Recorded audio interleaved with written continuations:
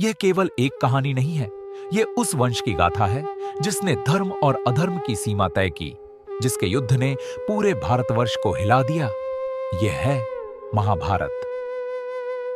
राजा भरत और भारतवर्ष। प्राचीन काल में राजा दुष्यंत और शकुंतला के पुत्र राजा भरत एक महान और पराक्रमी शासक थे। उनके शासन में धर्म, न्याय और शांति का बोलबाला था। राजा भरत इतने प्रसिद्ध हुए कि उनके नाम पर ही इस विशाल भूमि को भारतवर्ष कहा जाने लगा।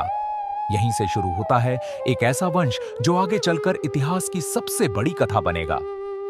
हस्तिनापुर और कुरुवंश। राजा भरत के वंश में अनेक प्रतापी राजा हुए। इन्हीं में एक राजा थे हस्ती, जिनके नाम पर बसाया गया भव्य नगर हस्तिनापुर। हस्तिनापुर आगे चलकर कुरुवंश की राजधानी बना और यहीं से जन्म लेने वाला था महाभारत का सबसे बड़ा संघर्ष। राजा शंतनु और देवी गंगा। कुरुवंश के प्रतापी राजा शंतनु एक दिन गंगा नदी के तट पर पहुंचे। वहीं उन्हें एक दिव्य स्त्री मिली। वे स्वयं देवी गंगा थीं। दोनों का विवाह हुआ, पर गंगा ने शर्त रखी, आप कभी मुझसे कोई प्रश्न नहीं करेंगे। गंगा ने 7 पुत्रों को जन्म दिया और हर बार उन्हें गंगा में प्रवाहित कर दिया। राजा शंतनु मौन रहे, पर 8वें पुत्र को वे रोक न सके। तभी गंगा ने रहस्य बताया, ये बालक देवव्रत था। भीष्म की प्रतिज्ञा, देवव्रत बड़े होकर अद्भुत योद्धा बने।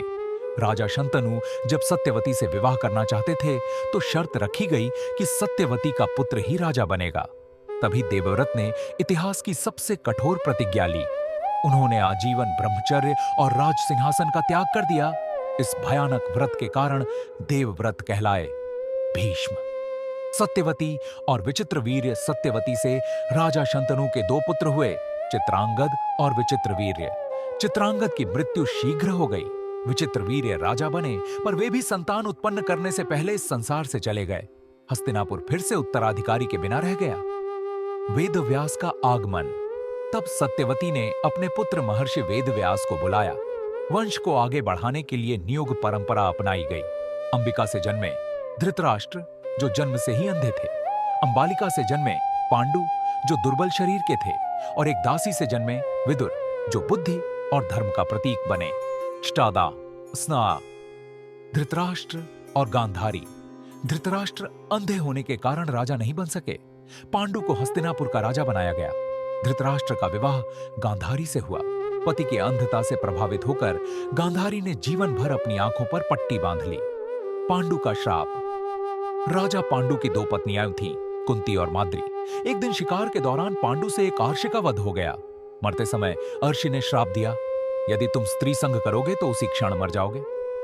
इस श्राप से डरकर पांडु वन चले गए। पांडवों का जन्म। कुंती को एक वरदान प्राप्त था, जिससे वे देवताओं को बुला सकती थीं। धर्मराज से जन्मे युधिष्ठिर वायुदेव से, भीम इंद्रदेव से। अर्जुन माद्री ने अश्विनी कुमारों से जन्म दिया, नकुल और सहदेव। इस प्रकार जन्मे 5 पांडव। पांडु की मृत्यु।